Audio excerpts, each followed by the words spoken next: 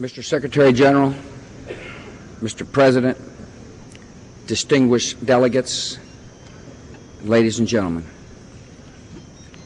24 months ago, and yesterday in the memory of America, the center of New York City became a battlefield and a graveyard and the symbol of an unfinished war. Since that day, terrorists have struck in Bali, Mombasa, in Casablanca, in Riyadh, in Jakarta, in Jerusalem, measuring the advance of their cause in the chaos and innocent suffering they leave behind. Last month, terrorists brought their war to the United Nations itself. The UN headquarters in Baghdad stood for order and compassion. And for that reason, the terrorists decided it must be destroyed.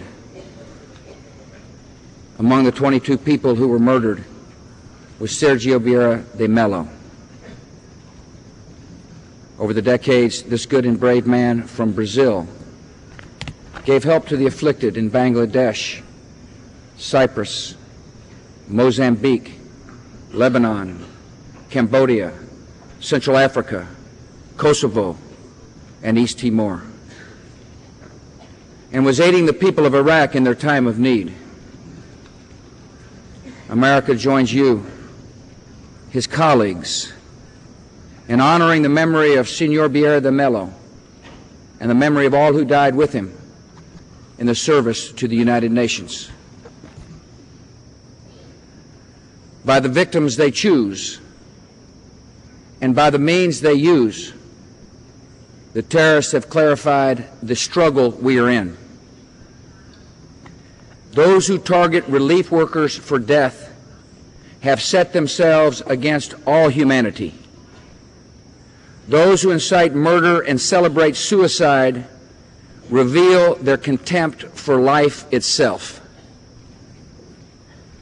They have no place in any religious faith. They have no claim on the world's sympathy, and they should have no friend in this chamber. Events during the past 2 years have set before us the clearest of divides between those who seek order and those who spread chaos, between those who work for peaceful change and those who adopt the methods of gangsters, between those who honor the rights of man and those who deliberately take the lives of men and women and children without mercy or shame. Between these alternatives, there is no neutral ground. All governments that support terror are complicit in a war against civilization. No government should ignore the threat of terror, because to look the other way gives terrorists the chance to regroup and recruit and prepare. And all nations that fight terror, as if the lives of their own people depend on it, will earn the favorable judgment of history. The former regimes of Afghanistan and Iraq knew these alternatives and made their choices. The Taliban was a sponsor and servant of terrorism. When confronted, that regime chose defiance, and that regime is no more. Afghanistan's president, who is here today, now represents a free people who are building a decent and just society. They're building a nation fully joined in the war against terror. The regime of Saddam Hussein cultivated ties to terror while it built weapons of mass destruction. It used those weapons in acts of mass murder and refused to account for them when confronted by the world.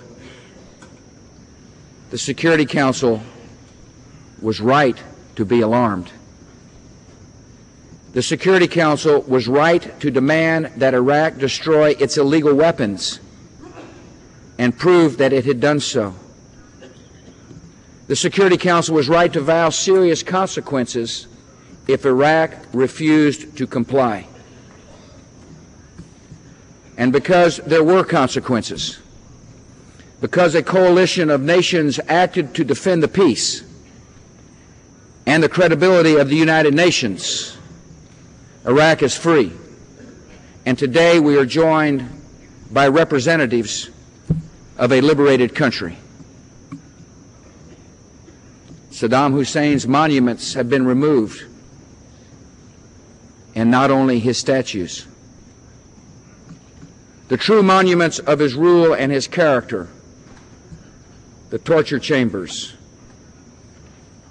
and the rape rooms, and the prison cells for innocent children are closed. And as we discover the killing fields and mass graves of Iraq, the true scale of Saddam's cruelty is being revealed. The Iraqi people are meeting hardships and challenges, like every nation that has set out on the path of democracy. Yet their future promises lives of dignity and freedom, and that is a world away from the squalid, vicious tyranny they have known.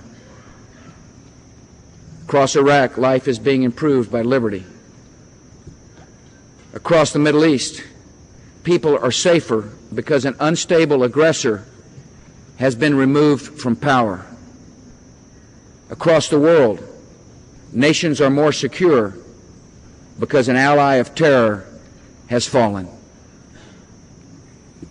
Our actions in Afghanistan and Iraq were supported by many governments, and America is grateful to each one. I also recognize that some of the sovereign nations of this assembly disagreed with our actions. Yet there was, and there remains, unity among us on the fundamental principles and objectives of the United Nations. We are dedicated to the defense of our collective security and to the advance of human rights. These permanent commitments call us to great work in the world, work we must do together. So let us move forward. First, we must stand with the people of Afghanistan and Iraq as they build free and stable countries. The terrorists and their allies fear and fight this progress above all, because free people embrace hope over resentment and choose peace over violence. The United Nations has been a friend of the Afghan people, distributing food and medicine, helping refugees return home, advising on a new constitution, and helping to prepare the way for nationwide elections. NATO has taken over the UN-mandated security force in Kabul. American and coalition forces continue to track and defeat al-Qaeda terrorists and remnants of the Taliban. Our efforts to rebuild that country go on. I have recently proposed to spend an additional $1.2 billion for the Afghan reconstruction effort, and I urge other nations to continue contributing to this important cause. In the nation of Iraq, the United Nations is carrying out vital and effective work every day. By the end of 2004, more than 90% of Iraqi children under age 5 will have been immunized against preventable diseases such as polio, tuberculosis, and measles, thanks to the hard work and high ideals of UNICEF. Iraq's food distribution system is operational. delivering nearly 500,000 tons of food per month, thanks to the skill and expertise of the World Food Program.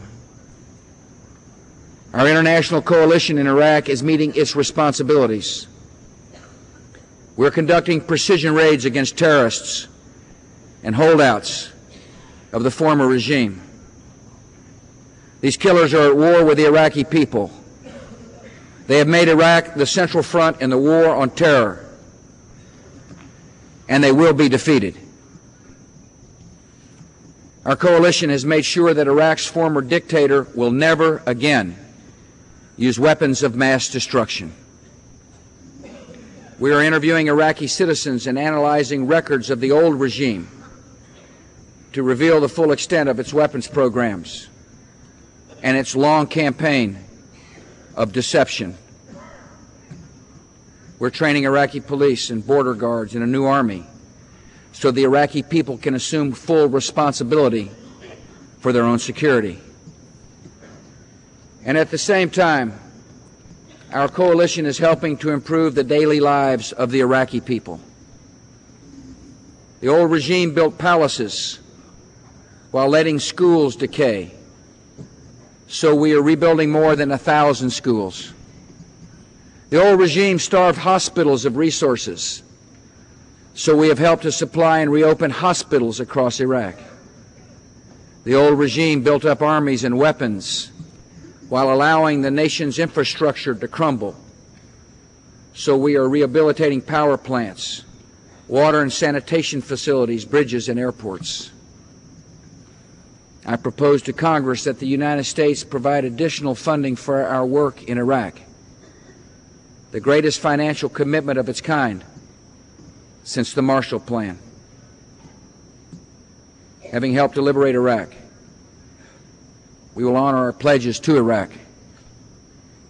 And by helping the Iraqi people build a stable and peaceful country, we will make our own countries more secure.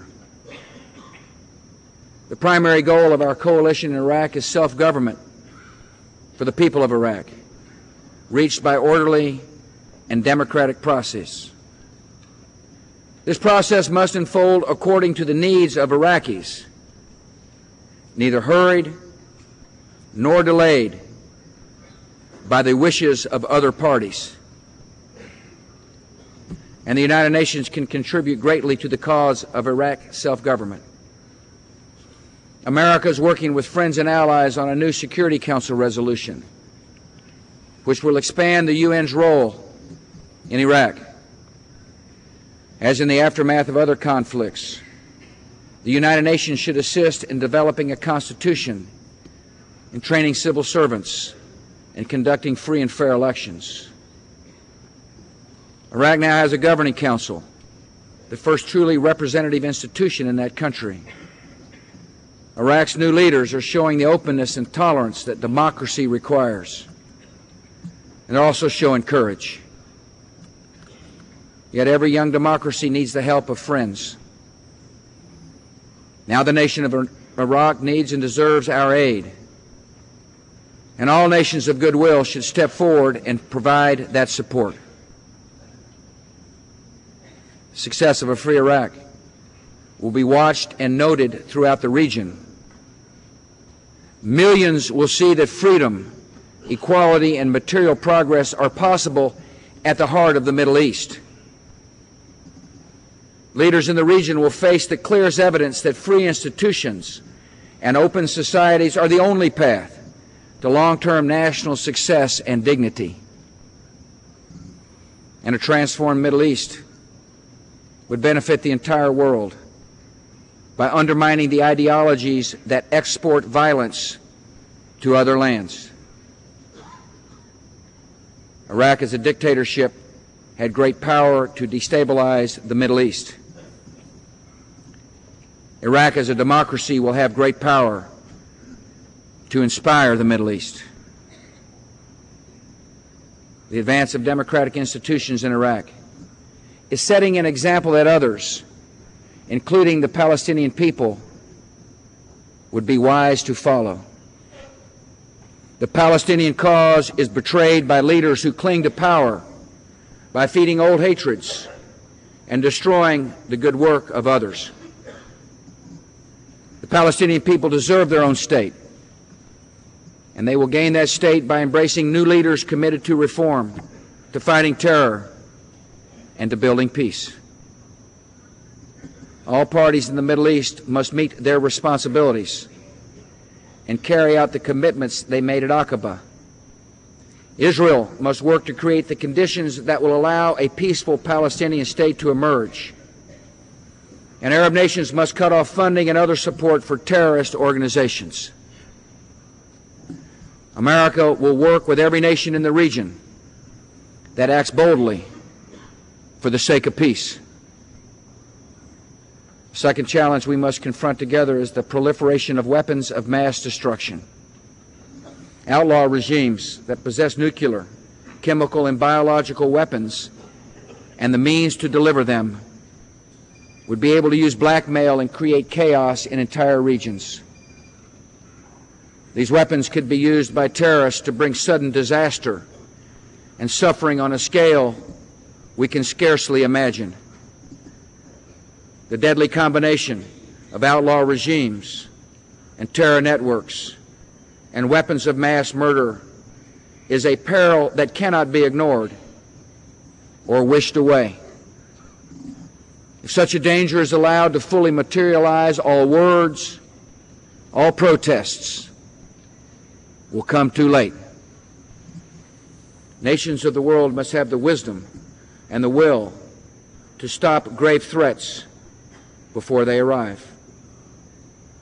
One crucial step is to secure the most dangerous materials at their source. For more than a decade, the United States has worked with Russia and other states of the former Soviet Union to dismantle, destroy, or secure weapons and dangerous materials left over from another era. Last year in Canada, the G8 nations agreed to provide up to $20 billion, half of it from the United States, to fight this proliferation risk over the next 10 years. Since then, 6 additional countries have joined the effort. More are needed, and I urge other nations to help us meet this danger. We're also improving our capability to interdict lethal materials in transit. Through our Proliferation Security Initiative, 11 nations are preparing to search planes and ships, trains and trucks carrying suspect cargo, and to seize weapons or missile shipments that raise proliferation concerns. These nations have agreed on a set of interdiction principles consistent with current legal authorities. And we're working to expand the Proliferation Security Initiative to other countries. We're determined to keep the world's most destructive weapons away from all our shores and out of the hands of our common enemies. Because proliferators will use any route or channel that is open to them, we need the broadest possible cooperation to stop them.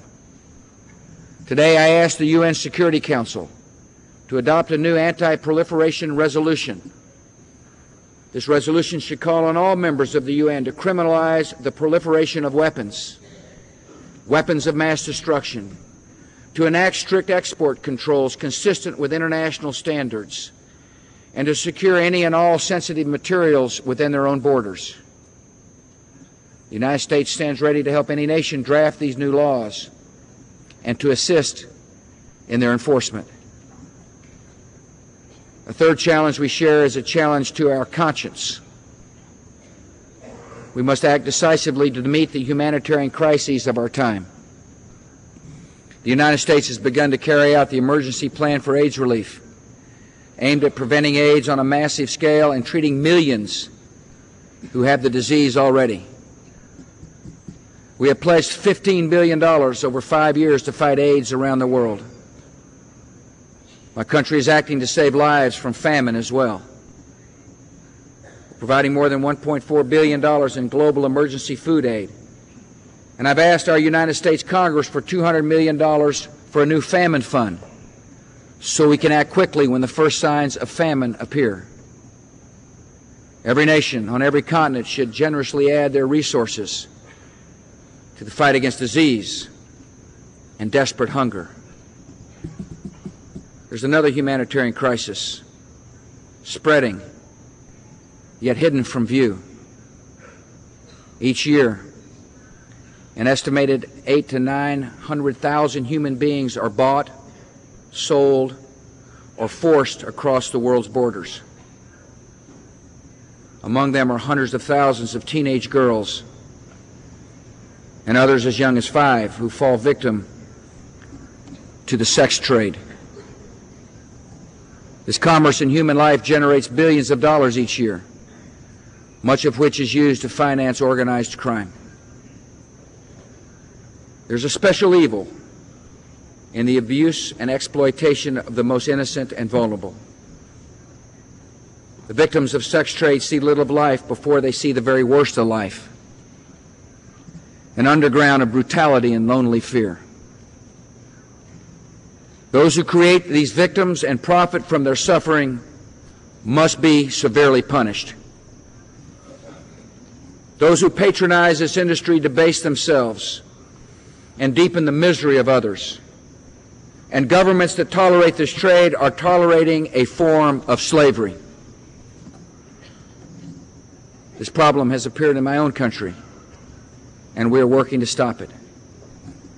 The PROTECT Act, which I signed into law this year, makes it a crime for any person to enter the United States or for any citizen to travel abroad for the purpose of sex tourism involving children.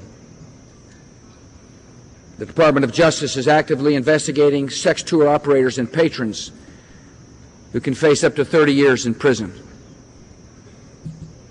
Under the Trafficking Victims Protection Act, the United States is using sanctions against governments to discourage human trafficking. The victims of this industry also need help from members of the United Nations. And this begins with clear standards and the certainty of punishment under the laws of every country. Today, some nations make it a crime to sexually abuse children abroad. Such conduct should be a crime in all nations. Governments should inform travelers of the harm this industry does and the severe punishments that will fall on its patrons. The American government is committing $50 million to support the good work of organizations that are rescuing women and children from exploitation and giving them shelter and medical treatment in the hope of a new life. I urge other governments to do their part. We must show new energy in fighting back an old evil. Nearly 2 centuries after the abolition of the transatlantic slave trade, and more than a century after slavery was officially ended in its last strongholds, the trade in human beings for any purpose must not be allowed to thrive in our time. All the challenges I have spoken of this morning require urgent attention and moral clarity. Helping Afghanistan and Iraq to succeed as free nations in a transformed region, cutting off the avenues of proliferation, abolishing modern forms of slavery. These are the kind of great tasks for which the United Nations was founded. In each case, careful discussion is needed, and also decisive action. Our good intentions will be credited only if we achieve good outcomes. As an original signer of the UN Charter, the United States of America is committed to the United Nations. And we show that commitment by working to fulfill the UN's stated purposes and giving meaning to its ideals. The founding documents of the United Nations and the founding documents of America stand in the same tradition. Both assert that human beings should never be reduced to objects of power or commerce because their dignity is inherent. Both recognize a moral law that stands above men and nations, which must be defended and enforced by men and nations. And both point the way to peace. the peace that comes when all are free. We secure that peace with our courage, and we must show that courage together. May God bless you all.